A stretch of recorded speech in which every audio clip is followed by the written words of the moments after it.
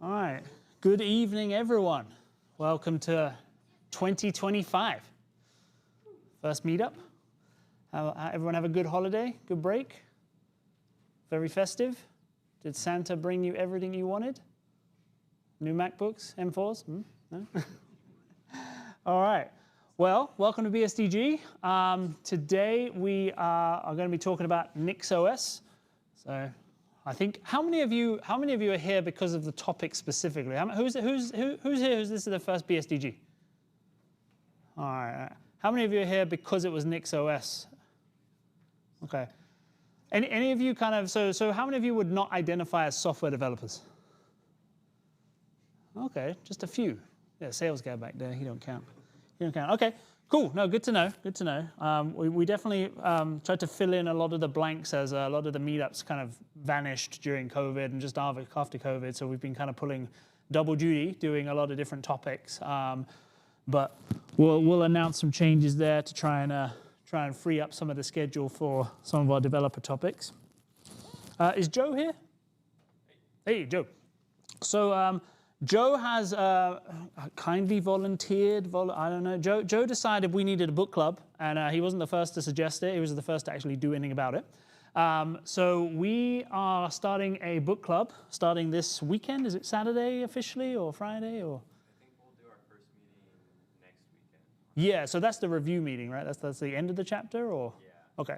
So first book is, again, this book club is kind of built around kind of systems programming concepts. And so the first book is everybody's favorite big red book. Who's read this one before?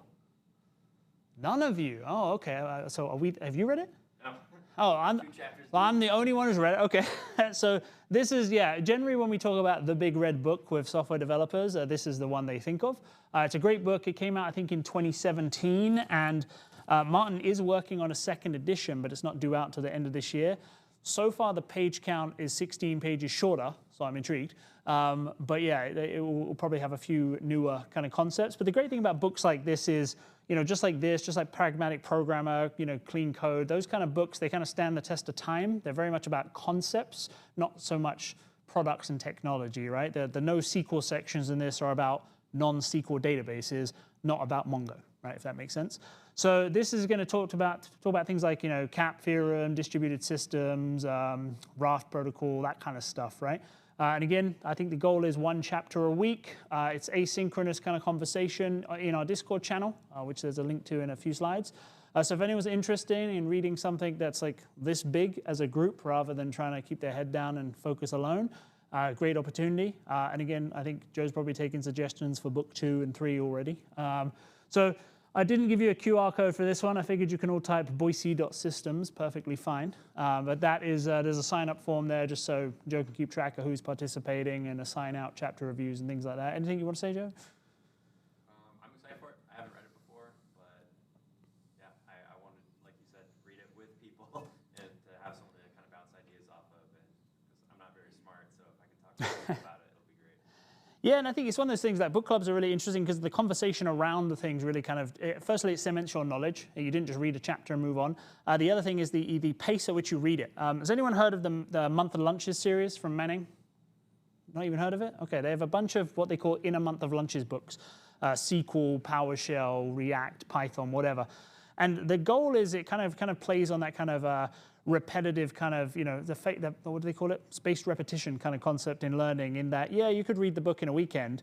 If I asked you a question about it in 3 weeks, you probably wouldn't be able to answer it. Whereas if you read a book to, page or two today, page or two tomorrow, and you read that over 30 days, your recall is much higher.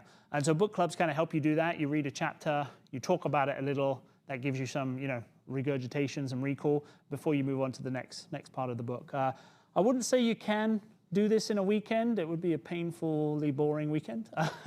It's probably doable. It's only 600 pages, but it's 600 real pages.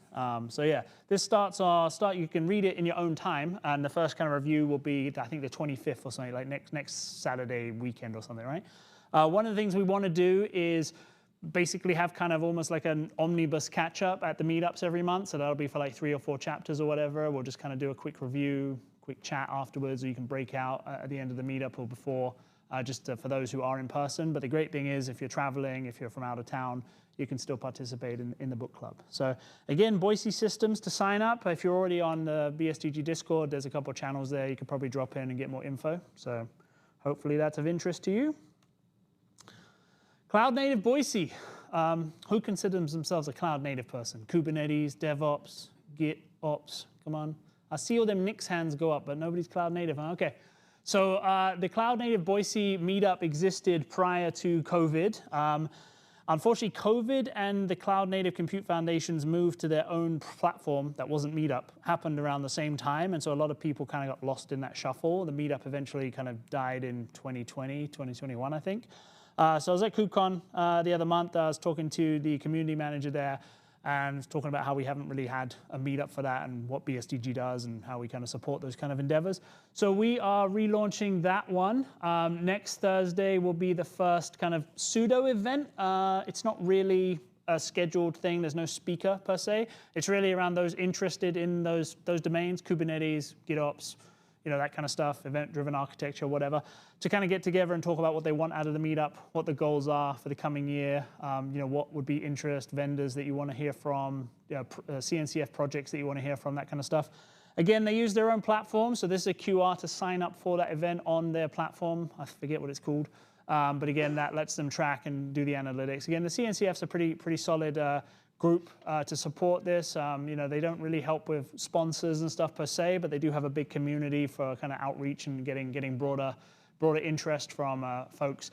That one, unlike this one, will probably have a bit more dependency on remote speakers and things like that. Again, we don't have a ton of vendor representation or CNCF project representation here in Boise.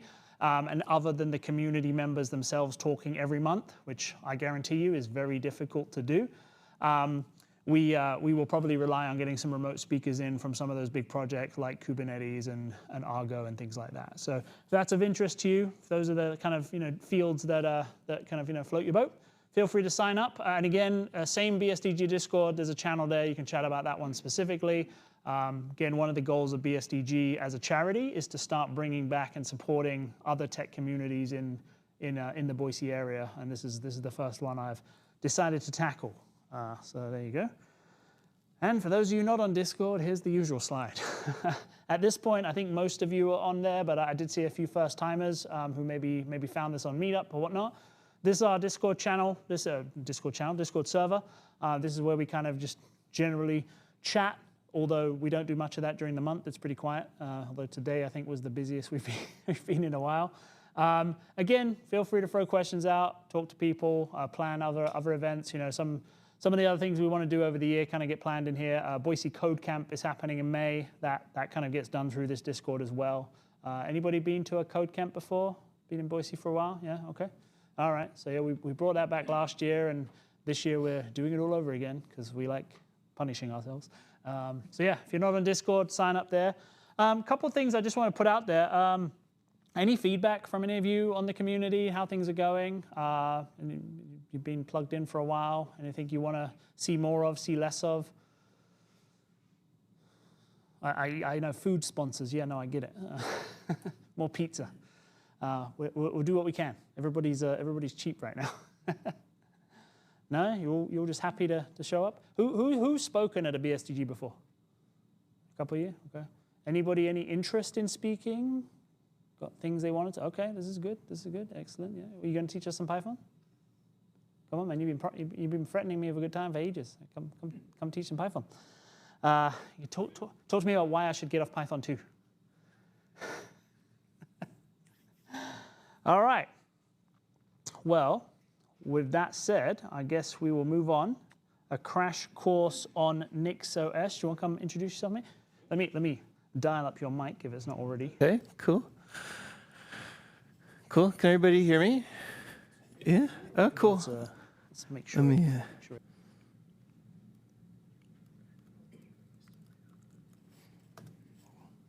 All right. I didn't want to butcher your last name.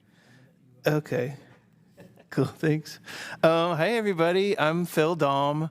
I'm going to talk about NixOS. I'm new to the software development world.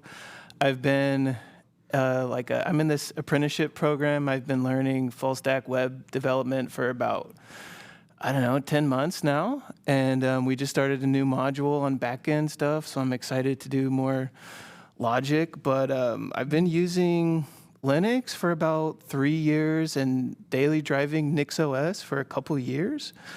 Let me just get my screen mirroring here, and we can walk through some stuff. So yeah, I used to be an elementary school art teacher. So when people were like asking for speakers, I was like, well, still kind of green on the software stuff, but I know how to get in front of not that you guys are hostile, but sometimes the children were. So it's definitely easier than like 45 fifth graders sitting in a circle sharing their feelings about their art.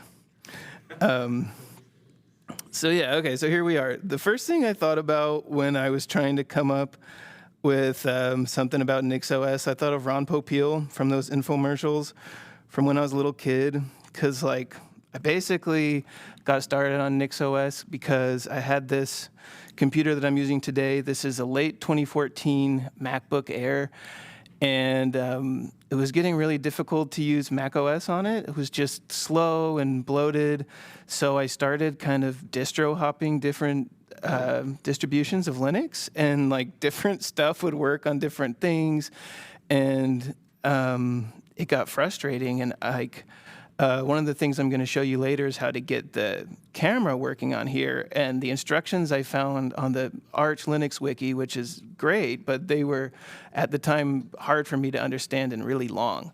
So the cool thing about Nix is that once you figure it out once, you kind of just declare it in one file, and you're good for a long time. So if anybody's interested, I do have this repo here. I didn't get quite as far on it as I wanted, but github.com/philipdaum/NixOS crash course. And there's a README that kind of walks through most of this. And now that I know, thanks for coming, you guys. Now that I know people are more interested in this and understand that it's difficult finding good documentation about NixOS, I'll go in there and edit it some more when I have some more time. Okay, so who uses this? It's popular with Linux enthusiasts, developers, DevOps engineers. There's a list I found. It's kind of outdated, but there are different companies, and I think maybe some government entities that use Nix and NixOS. So there's two things. There's Nix, which is just a package manager. And this is the website for that. And it also has the operating system on it. It talks about how it's reproducible, declarative, and reliable.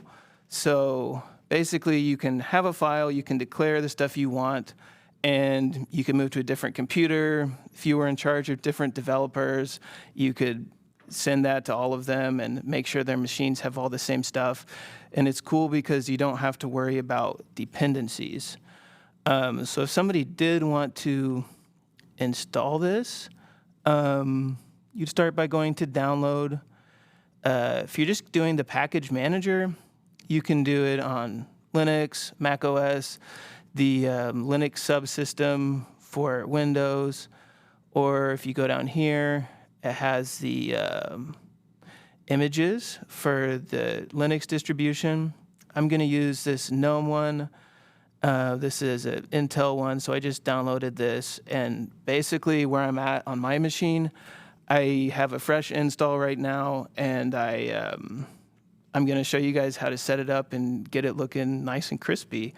So if you guys have questions, you can just ask questions. I'll try to answer them to the best of my ability. And if not, maybe somebody else can. And light heckling is okay, because sometimes that can be fun. All right, so let's see. So yeah, I said that. Got a fresh install. Oh yeah, so if you guys are doing it on your end like this, I always run into this issue when I do a fresh install on this machine, because the chip or the component for Wi-Fi is not in the Linux kernel. So you might want to have something like, I just have this Wi-Fi adapter here that I bought on Amazon. It's a Alpha A, whatever that is. And it's definitely in the Linux kernel. It works great. It also has monitor mode and stuff, which I haven't really experimented with yet. But I'll plug this in. And then when you do run through the install, I recommend there's a little checkbox for allowing unfree software. And open source enthusiasts may have a little trouble with this, but it'll make sure that you get the drivers you need for most stuff. All right, so let's go. So I'm going to go to the root directory here. And I think this is pretty similar to other Linux distributions, but it might be a little bit different. I haven't used other ones that much. And everything, all the magic stuff is here in etc/NixOS. So there's configuration.nix, hardware configuration.nix, and this one, home manager, that doesn't come when you do a fresh install, but that's a module that I'm going to show you guys how to use. And you can basically use it to declare all kinds of stuff. Like if you have a lot of dot files or whatever for your configuration, or mostly what I use it for is getting like cute little window decorations so I can have it look like my Mac or Windows. And I like having dark mode on all the time because it's easier for my eyes. So I'll show you how to do that.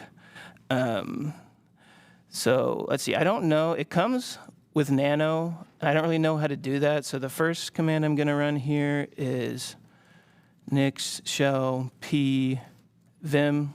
I know how to use vim better. And this is just going to like temporarily download software. So you can try it. And so we should now have vim.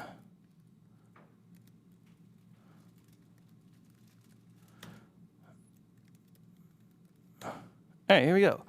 So this is what the configuration file looks like.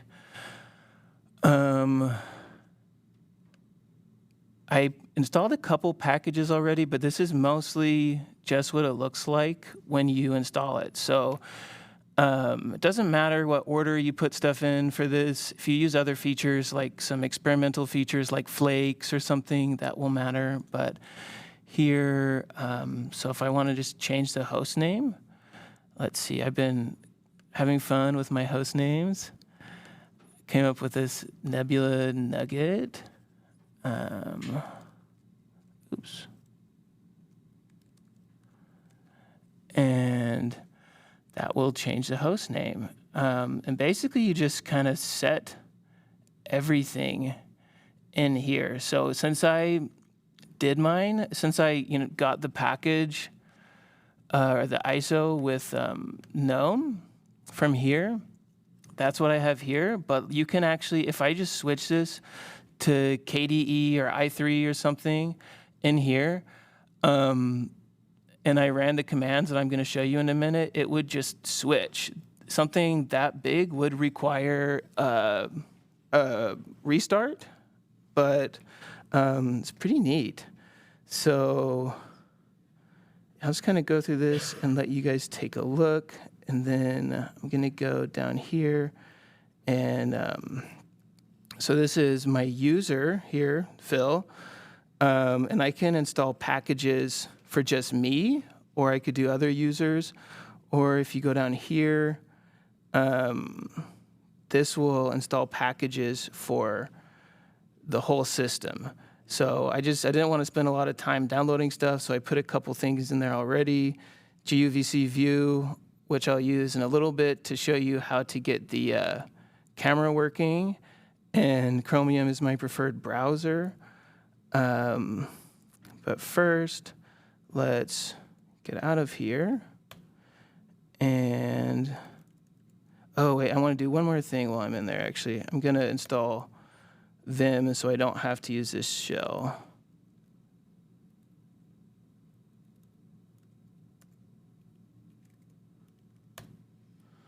And then, so the command to switch your configuration is NixOS rebuild switch. But I like to do first is test, just in case there's any bugs or whatever, and you hit enter and it will think, and it's a little bit verbose.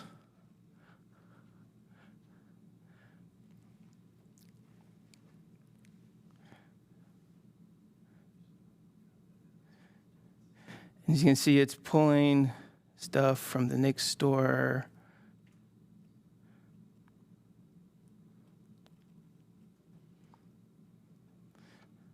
Cool, there we go. So that worked. So, oops.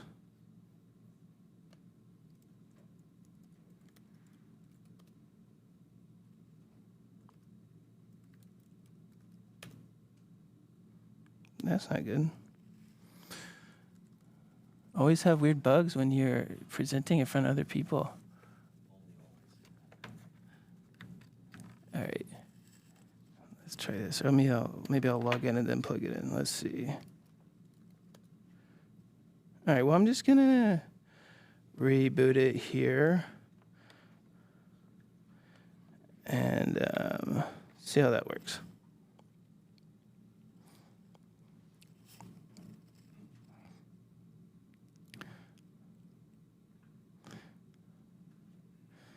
And so this is what it looks like when you do this. It'll have the generations. And so if you mess up on one, if you just butcher it, you just roll back and it will go back to the previous, whatever you had set previously. So that it can be super handy. There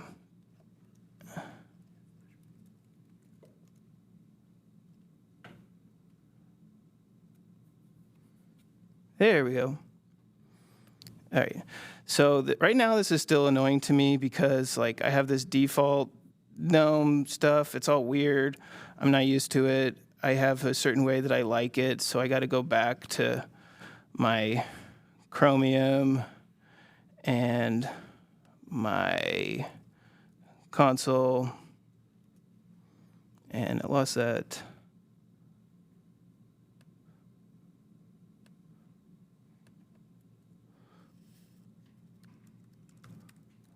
All right, cool. So let's go back to here and check our, I'm not sure if it got installed or not, so I'm gonna do the same thing one more time. Nix shell p vim will give us vim.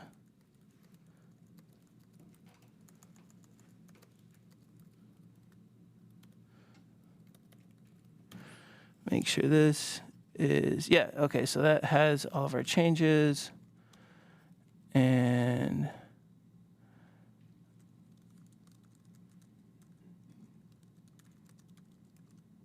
we should be good. And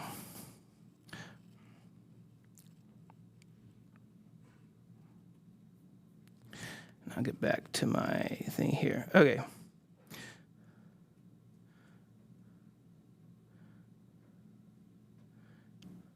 Oh, and then this. So next I'm going to show you guys something really crispy. I didn't learn how to do this until I was getting ready for the talk. I've literally just been using Vim and this directory to edit my configurations for a long time, which can be frustrating. But I'm going to run these commands in a moment here. And what this is going to do is, let me go here. All right, so I'm going to go to my home directory.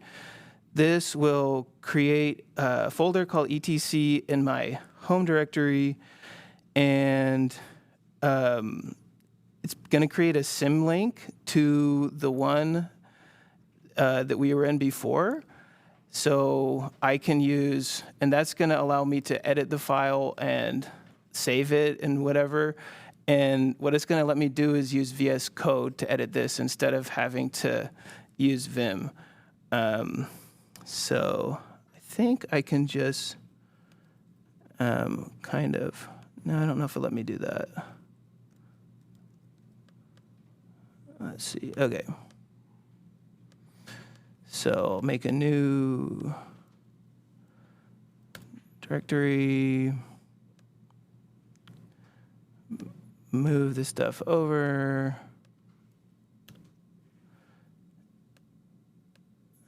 Change the ownership.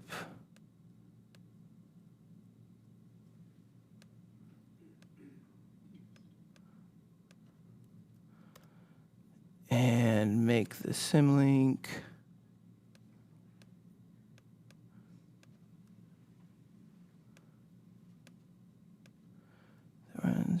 Okay. Okay. So let's see. All right, great.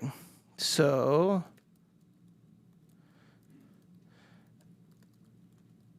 now I have all this stuff here, and it is symlinked to the one that actually does stuff. And in a minute, we will be able to use VS Code, and I'll be able to show it to you a little more fancy. And there's like code formatters and stuff, so it should be a little bit nicer. This is the part where it might get a little hairy because I didn't quite prepare for this much as I wanted to, but it should be fine. All right, so to do this, I have this other file called home manager. .nix, and I don't have very much in here yet, but what I do have is this configuration for VS Code, and I can actually set the package, so it's pulling the package for VS Codium. I know it says VS Code there, and then it has some extensions here. So support for the Nix language and a formatter. And now I should show you guys where to get all these things from the Nix store. So this is a Nix store, has a lot of packages in it. And there's also options here. So it can get kind of confusing. Because like the documentation isn't that good, but I recommend if you're interested in this, just kind of keep plugging away and keep searching stuff. And if you guys have questions after I finish this stuff, if we have more time, I can tinker around in there or something. And there's also different channels, which I will kind of show you what that is right now. So this command, nix channel here, this is just where all the files, all the packages and stuff are coming from. And it's all on, most of it is all on GitHub. So when I run this nix channel add, and then there's a URL there, and then this is going to be home manager. So that's a little different than the normal NixOS one. So I'll show you that first, I guess. Where are we? Okay. So if you see here at the bottom of our configuration.nix, it says system state version 24.1.1 or 0.11. I could switch that to unstable, or if you look on their GitHub, there's actually like several different ones. I don't know exactly how their software development process works, but right now we're on 24.11. And so when I'm adding this channel for Home Manager, which is a module that we're going to plug in here and import at the, where are we, top of this here, which I'll show you in a minute. I want to make sure that those numbers are matching, because it actually does kind of work, but you run into some conflicts and stuff. So let's see if I can copy this.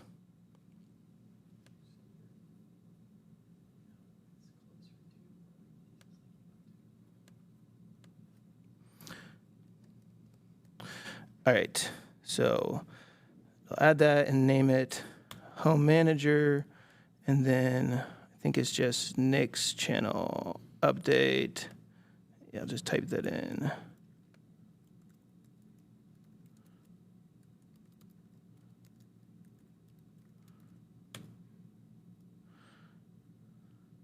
Okay, cool. So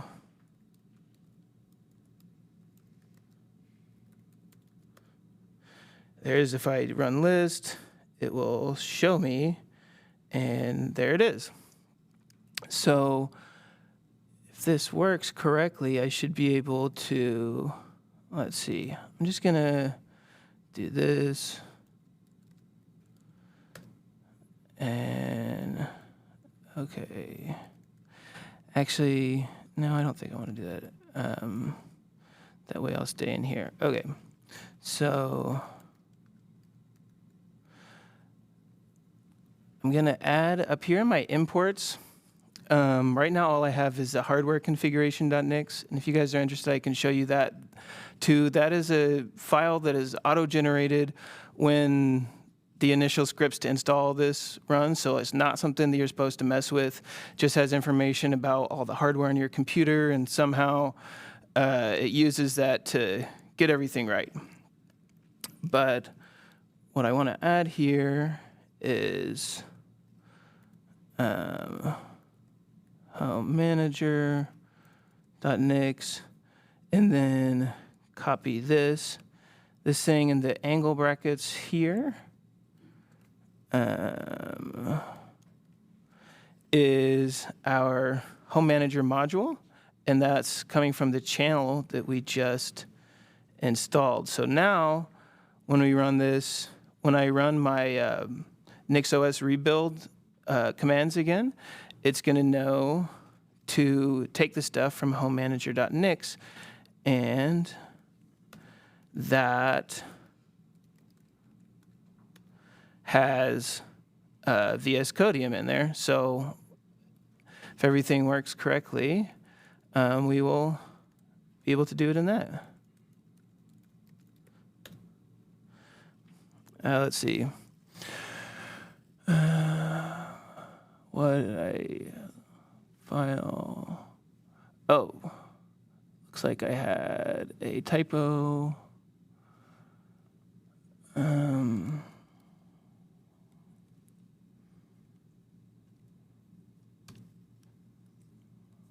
No, that should be home manager. Let's see, I put them, in case this happened, I put my files of where it should be in the end here. Let's see. Yeah, it looks correct. Manager, NixOS. Let's see.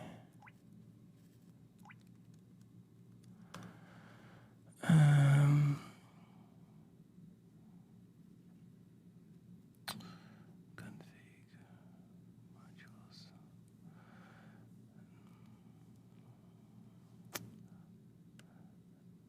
The bugs can be pretty tricky with this.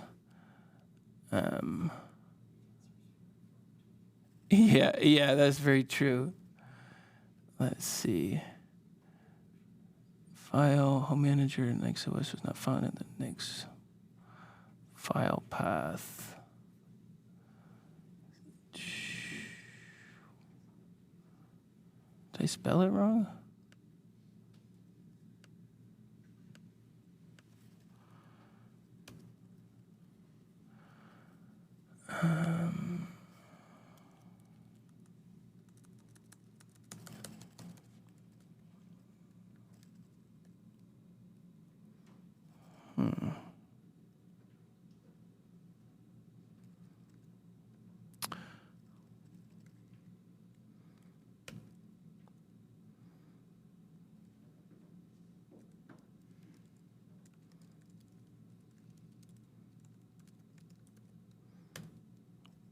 I don't think it's, yeah, I'm sorry. I don't know what the bug is, you guys. I'm going to try just a little copying and pasting here and see if that helps.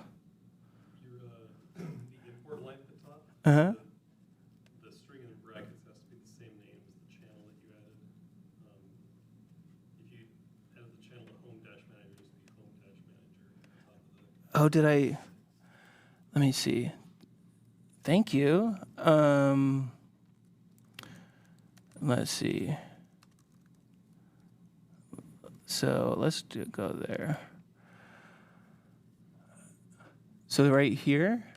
Yeah, so if you added it just under as home manager, it needs to match. Oh, it's a slash NixOS? Yeah. Oh, let's give that a shot. I wonder if it needs, okay. Let's try this. No, let's go.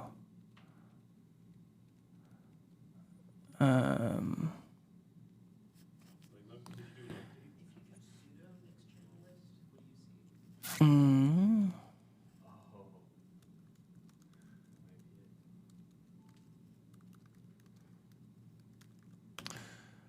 let's see. You need to do the sudo Nix channel add. Oh. Add it to your user, not the sudo user. Oh. So the Nix, the Okay. home manager channel is not available. So, oh, brilliant, you guys. Thanks. This is great. Okay. So I think I can go back to my README. Let's grab this. So, yeah. And then I probably need to run both of these as sudo. Yes. Okay. Oops. Oops. Okay. And then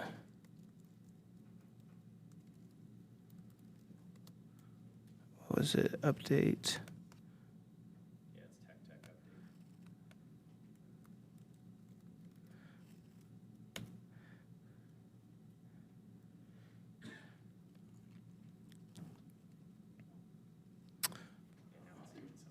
It's definitely doing something.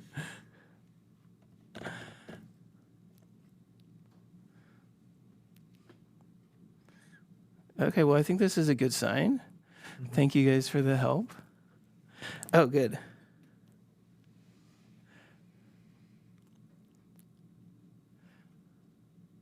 guess is you'll probably still need that slash NixOS back in there afterwards. I'm thinking so too. It was a good guess. It sounded really authoritative. All right, dope. It's just guessing. All right, cool. Takes a village. To raise a NixOS. Yeah, it was just NixOS. Okay. Yeah, it does. I always stop because something dumb happens. You try to look it up, and it's just like bad stuff. Come on. It hasn't immediately blown up. Oh, yay! Haha. This is software. It just needs to blow a few steps later. Yeah, give it time. All right, so it might take a second. It's downloading all that stuff, and then soon we'll have some nicer looking formatting and stuff in VS Code. So that I was so glad I found that out. It's made a huge difference. This is why the first 100 commits in a new repo are trying this, fix Test this, one. change that, updated this. Once it works, you never have to make another change. Nothing you just rebase crash all at once. That's right. Don't want Well, anyone you to only see do it. that if you're like a cron developer. I just git push force with lease. Oh, I'm glad I'm not the only one. Commit, amend, push force with lease. I only ever have one commit in my repo. It's highly efficient. You don't need, depth one clones. You don't need to worry about that because there's only one depth.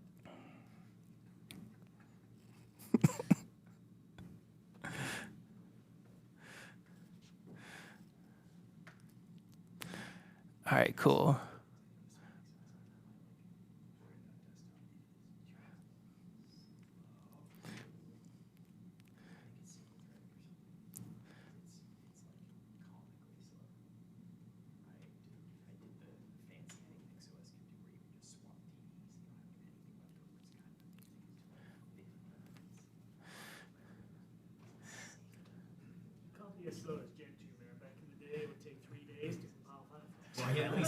from source history. You're like, That's well, true. Oh, jeez. when Daum has finished the story. Oh no, it's building LLVM. Yeah, I have no idea what most of this stuff is. A bunch of dependencies for VS Code. Okay. I will. It's Chromium.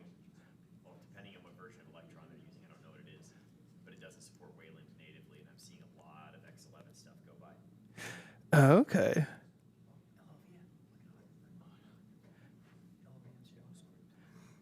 Since you did a test on this, is this just a dry run, or is it actually copying this down?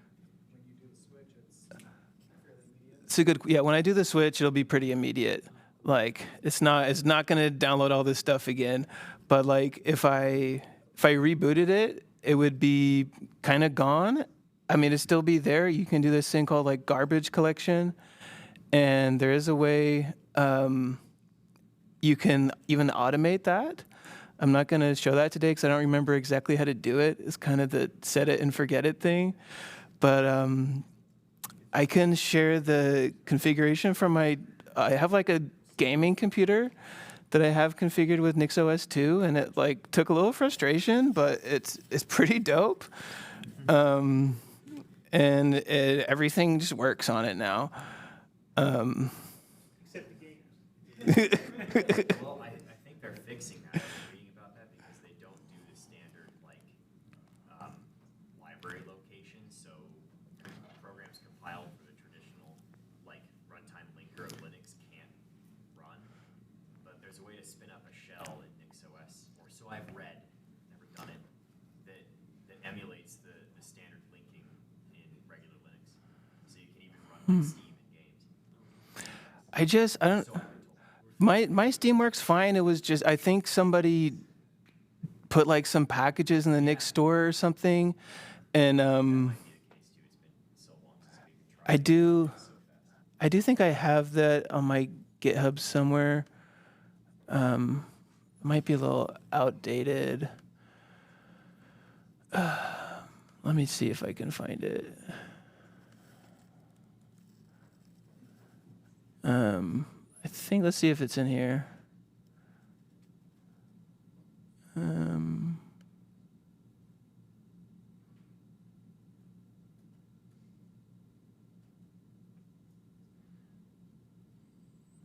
not sure if it's in my home manager. Oh, here it is. So, yeah, it's just a few lines of code to get Steam working because some devs who were nice like figured it out. Packaged a binary where they patched the dynamic linking. And then like as far as installing the games and stuff, like it worked. Like just when I download them in Steam, I mean, there's just options there, and I just like click the right hard drive where I want them to be at, and it goes in there, and it runs fine. Have you had any problems with running games? Not really. When I switched my video card, it was frustrating because I had a NVIDIA one before, and then I had to do some stuff. Let's see. Oh, this is cool. It's just you can mount your hard drives by the UUID, and then I don't remember. Wait, what was I explaining?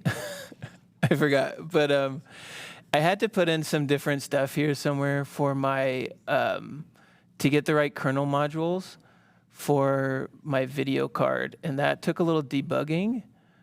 But I don't even know if it's here anymore. No, I think I actually took it out. I don't think it's necessary anymore.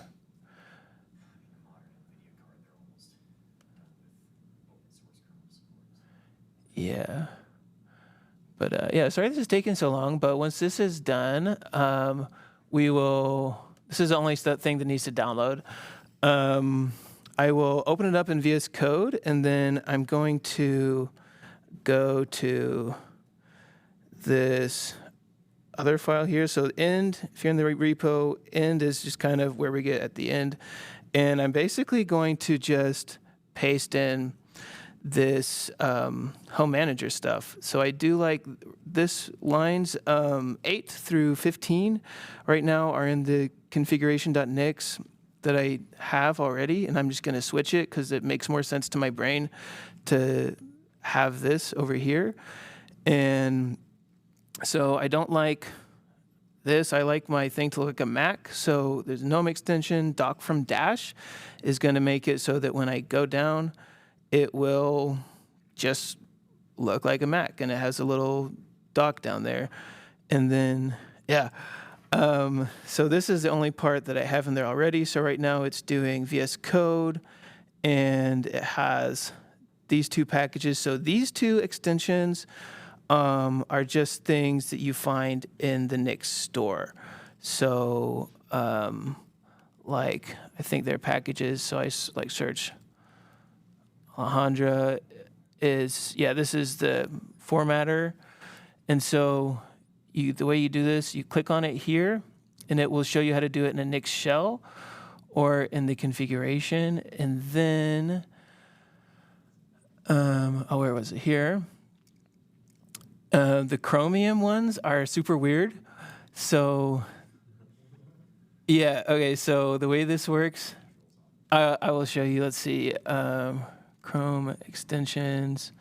So I'm just going to I'll put in Bitwarden in a minute here. The way you do it is this. So you just pass this in there as a string. And so in a minute, we'll do that. And then this stuff here. So this stuff here is going to pull an icon theme. These nice little kind of, I don't know, cyberpunk-ish looking icons. And then this is stuff that I found kind of painstakingly from some dev called Hoverbear, who had a declarative GNOME configuration. And this is GTK stuff that is just going to make everything dark. And then but I don't like only having the X here. So I will put in this, and it will give the button layout that I like to have for each of these windows. And then this is going to put in the favorite apps. So you just put all these in as strings here, and it will have, it'll populate this bar here with whatever you want it to have in it. And then, so up here at the top of this, I have in my packages, dock from Dash. You also need to put it down here under enabled extensions. So I'm going to go ahead while we're waiting and copy this to the clipboard. I think we might be almost done with the other part.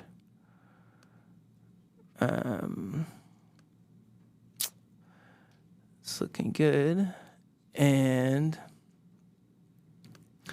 once I paste in this stuff, everything will just look the way I want it to look, and we'll be able to do it in VS Code.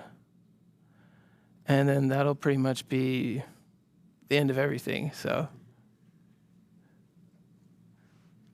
forgive my ignorance here, but if I see you can install extensions for Chromium and VS Code via your Nix config. Like if I were to try to install it through VS Code, through the Visual Studio Marketplace, would that just fail, or would it not?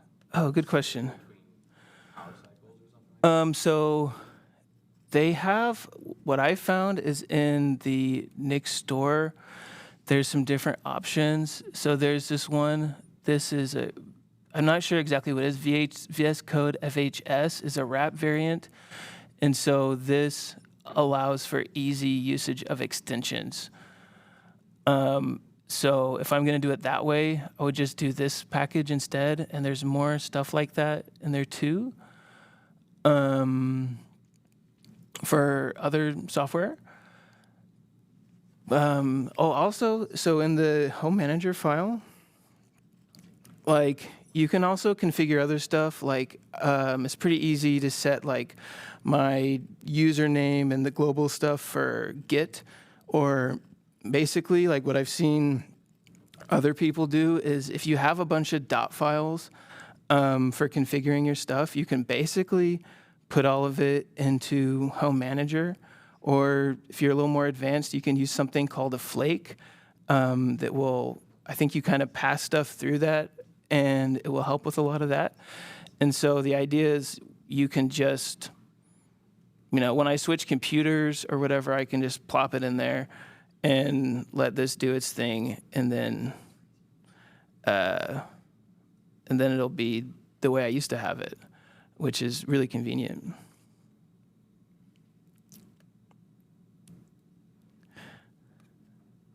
Yeah, I definitely wasn't expecting this to take so long.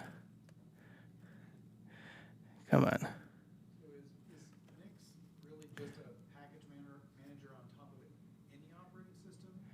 Or is it specific to the Unix flavors, BSDG flavors like Mac? It doesn't work. I know if it's going to work with Windows, you have to have like the Linux subsystem for Windows. So I think it just works with like Unix-like systems. Is it its own separate Linux operating ecosystem independent of something like Debian? I think so. I'm not. It's both. There's NixOS, you can install bare metal, and then there's Nix. Okay, that's fine. You can put on Arch, you can put on Debian. Is it based on one of those? I don't. No, Yeah. it's not based on anything. The real power in Nix, I read the guy who did it was his PhD thesis.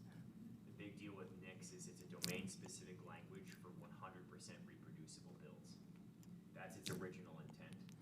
So all of the packages that they're downloading from these stores are built on a server with the Nix bootstrap. So what happens is they bootstrap up an entire ultra-controlled development environment. Then they build Bash, then they build LS, then they build all the tools. Then they start building all the programs with the programs that they built. So they basically clean room, complete from ground up, utterly controlled environment for complete reproducibility. So it's separate from all the other distros. It's one of the only ones it is, because it's basically just like Red Hat and its derivatives, OpenSUSE and its derivatives, Arch and its derivatives, and then Debian and its derivatives, and that's it. And then there's also Nix. And its packages can be downloaded and used via the package manager on other distros, but it also is its own full distro. In theory, all the packages on this system will be built in that reproducible way, versus it did with the package manager. Only the ones who control the package manager are. And all the rest of the ones will be like your Arch packages, or your Debian packages, or your bunching packages, or whatever. Is that the only source for these builds? Is there an ultra clean environment? So Yes. So a single source of failure? Yes, that's correct. It's a good point. You can't build locally? You could, yeah. That's actually part of the point, though, is they do have. I guess I'll call them instructions, but that's probably too generous.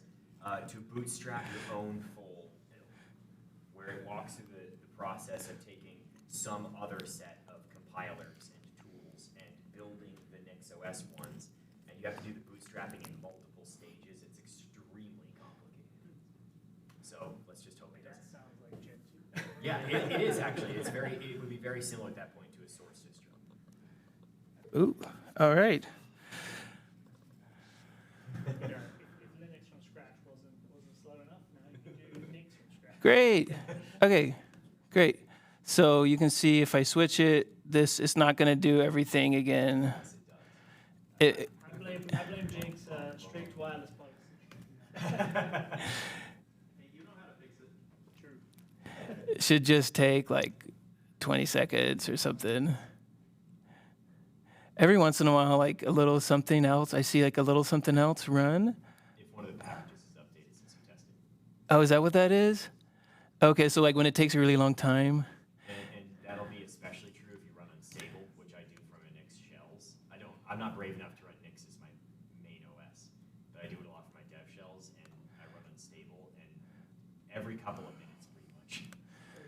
Okay, dope. Okay, so we have VS Codium now. So this should be a relief. That would take 5 seconds on Windows.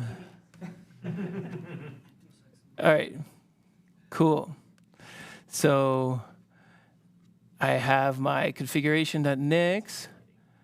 Yeah, so it pulled all those things. So I put in those, that has my extensions installed.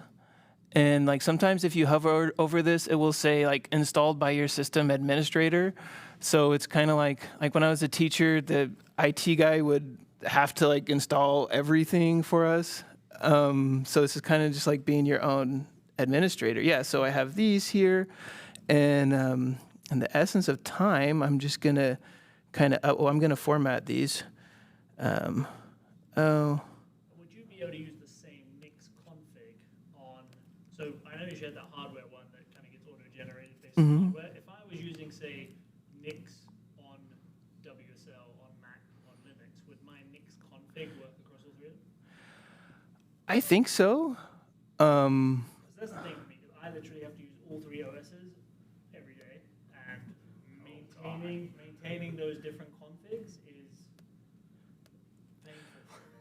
I'm pretty sure it would. So I'm pretty sure that everything that was inside that Nix system, like all the packages and whatever you had in there, would be the same. And I think that's the point of it. I know that if you had different Linux machines, I definitely know that that would work. But I'm pretty sure that would work. I've tried it with like Ansible, I've tried it with like other tools, and I'm just like, okay, gets 80% of the way there. Are you saying this could be a replacement for Homebrew? Oh, Well, I mean, Yeah. it's interesting because like back when I started using Homebrew, there was no Homebrew for Linux, so it was great on my Mac. But then Linux had to use apt or DNF or whatever, depending on the distro of the day. And so I still had different tools to do that, or very complex scripts that figure out what I was on. But yeah, Homebrew being on Linux now kind of makes it a little easy. I still have Windows. WSL. Now, in fairness, this doesn't look like it works for Windows, just for WSL. yeah, yes. It's basically like a big You're missing a curly brace in your configuration.nix. Oh, you're good. At the bottom? Manager the configuration.nix. Just one more at the bottom. Oh, maybe it's there. Oh, wow. I noticed when you copied it, you didn't use the copy icon. Yeah, up at the top, see raw. Oh. Yeah, copy raw file. And then you Okay. hit Control A and Control V. Oh, the shortcuts, Control A. There we go. There we go. All right. Let's try this again. Okay, so when I do this, if everything goes right, it's going to look different. Yeah, this way is the Why is it on fire?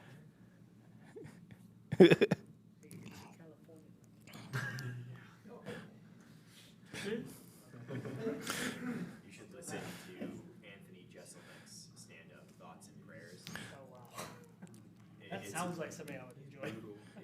It's a whole stand-up about how there's never a too soon moment. Yeah, I'm British. We're very, we like to pick on things that are very current. I appreciate it. Unless it's a British problem, then It's never talking then about it's it. always too soon. If you talk about the Queen, still a problem. What about Princess Diana? Still a problem. Still too soon. It's still too soon. But you can talk about the guy she was with, because yeah. Okay, you tell me his name. All right, this one's way faster. I know.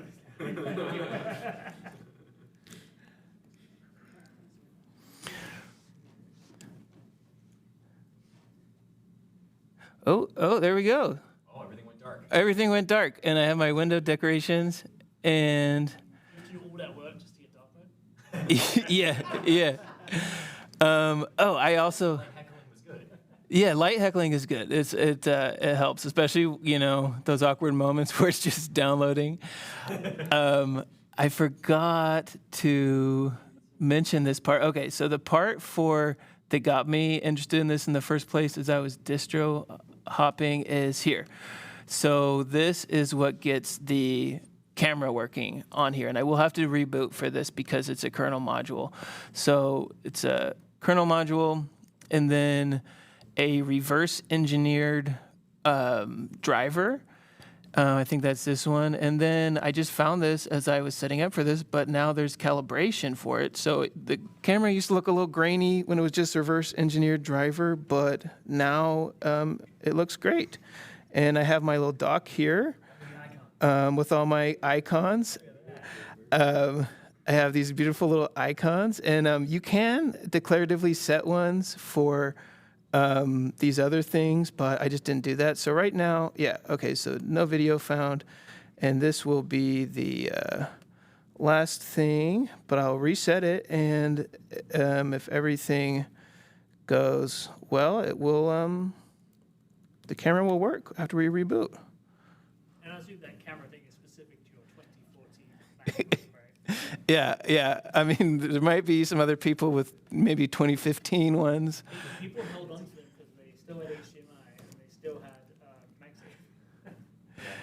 There was that window in the middle where nobody wanted a Mac because it had a dodgy keyboard, a weird touch bar, and no ports. Yeah. This one's been great. You know, I've had it for like 10 years.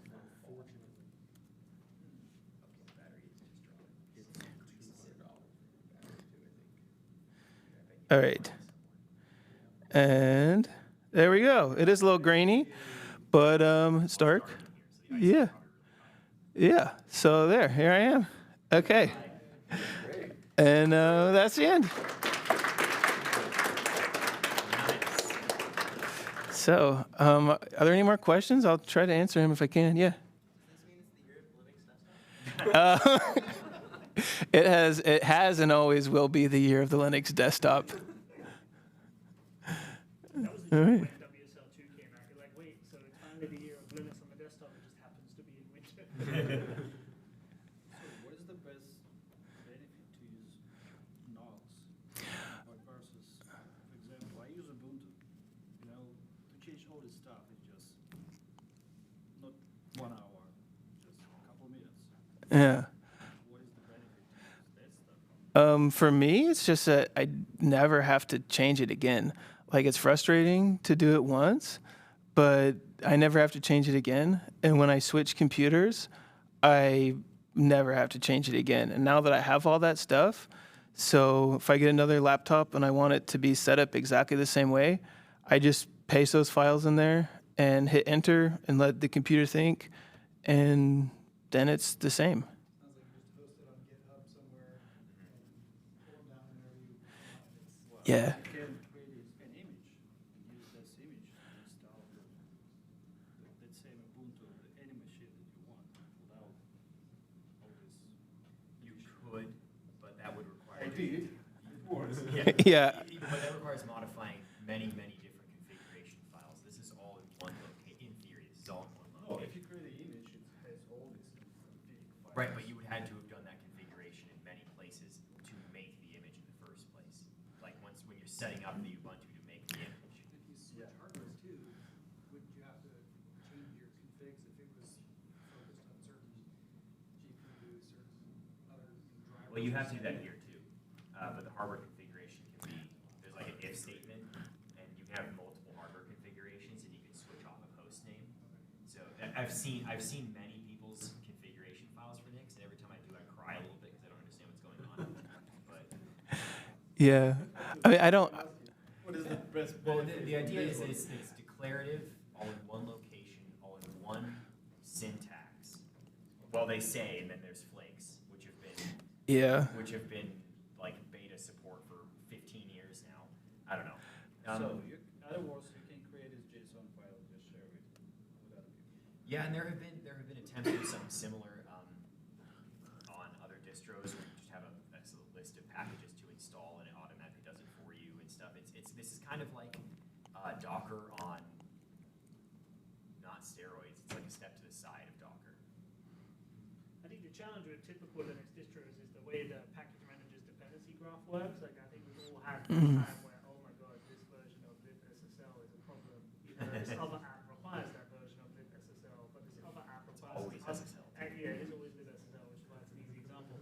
But it's like that has been a nightmare plenty of times. So, you know, Windows has the same problem. Like, oh, you need .NET Framework 4.3.8, but you have 4.3.9. I can't work with that, and you can't downgrade it. And you're like, come on, man.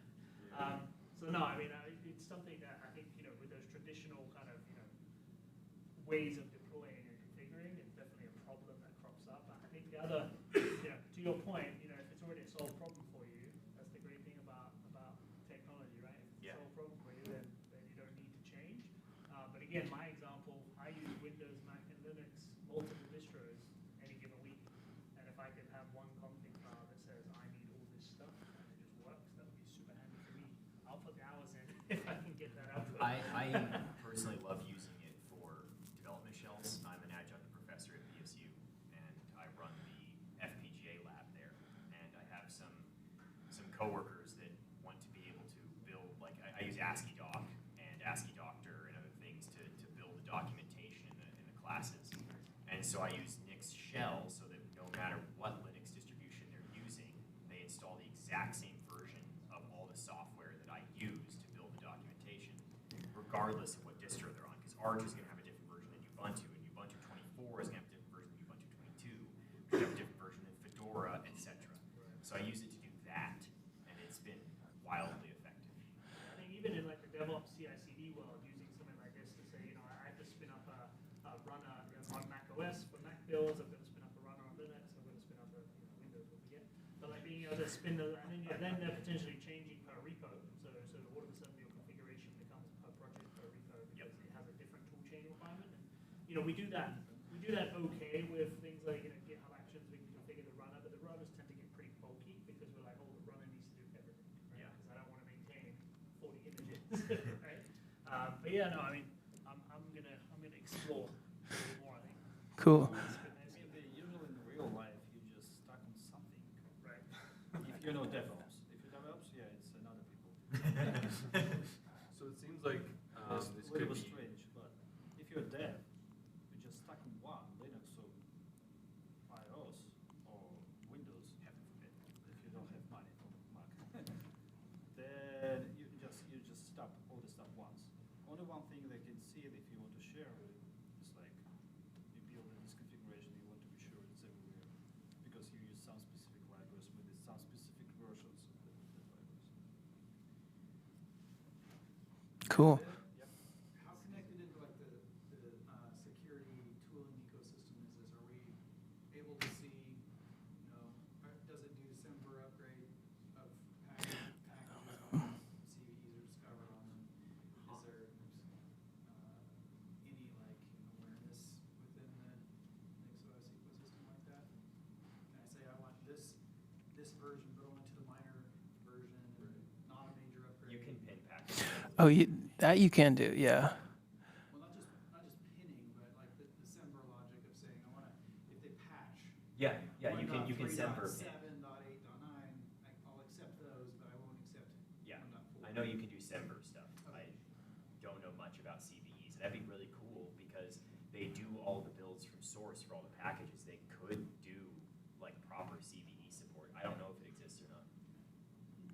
Yeah, it's definitely over my head too. But the Nix shell thing that you do, though, my friend who taught me how to use NixOS, he that's all he has. He just has like 6 different Nix shells for different things that he does, and it works. He has like 4 computers in his little lab, and he just does one, and Nix shell is there you go. brilliant. And it runs on every Linux distro, runs on Mac OS. It can replace homebrew in that regard.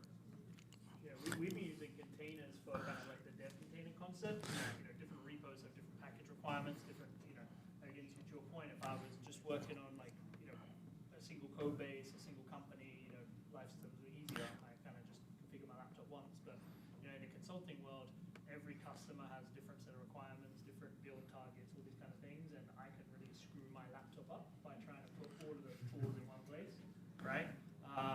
You know Python, like Python 2, Python 3 on the same system, right? You know, it was a pain for a long time, right? And so, but in my you missed all that, you did, right? But now we have 3.1, so. Right. And so being able to say this container has Python 2 in, whatever, this one has Python 3 in, they don't mess with my system. I don't even need Python, right? And this is nice because, you know, overhead as well. But yeah, you can use Docker. You know, you can fix a lot of stuff like that. Docker is an alternative for some of this, yeah, for sure. I could have done a Docker image to do the builds of my documentation, but that's a lot heavier weight than a couple symlinks and binaries. We got a question over here. Yeah, so for like the hardware scan, Uh-huh. is it like when it, so you said that it automatically detects like all your different components and stuff like that, so does it know exactly like what drivers and stuff to get based on that? My experience is that it works for most of them, but like with the camera, it didn't know that, so I had to figure it out. But like when I installed that, so like I recommended this thing at the beginning because it's on the Linux kernel. When I did the fresh install and connected it to the web, it pulled the drivers for my Wi-Fi card and all that. I don't know where it would be in here, but yeah. So did you wipe your iOS and you're using a Linux base on your Mac, or did you partition it? I just wiped it. Yeah, this thing is all like the Mac OS is like super slow and on this thing now. So yeah. I just found my old 2007 MacBook. It's the white plastic one. Ooh. I got it to boot, and I was like, oh, it's already running Ubuntu. But it's running Ubuntu like 13 or something. Someone's been here I was like, before. wow, 13, nice. I was impressed I still remembered the password. Cool. Probably not the best thing for security. Use the same password to remember. You're not supposed to do that, you know. That is true. All right. So would this be useful as like a potential, like, I know we were kind of chatting a little bit earlier about like as a Docker replacement, but could it be like a good use case for like deploying software to like a server or something? I've heard of people doing that, and there was something called NixOS, but I don't know if it's still a thing anymore. Yeah, I think you could just like adjust the file, like you could just log in and adjust it and like probably send it out and deploy it, but I don't really know how to do that. Yeah. Using it to build network appliances, like images and ISOs and stuff. Oh, I did meet this other guy at I was at the GitHub Universe conference like a couple months ago, and they built this other package manager called Phlox, and it just pulls everything from the Nix store. And it's like every folder, it sets every folder and has, so it's that folder is like a Nix shell almost. I didn't quite understand, but he was super excited that he met another guy who used NixOS. So yeah. Anyway, yeah, so if you guys are interested, there's a repo. It's on my GitHub. Philip Daum. Yeah, I'll post it. I guess I can just like post it in the Discord or something if you guys are interested, and you can go there, and I will edit that a little bit so it looks even better. But thanks for listening.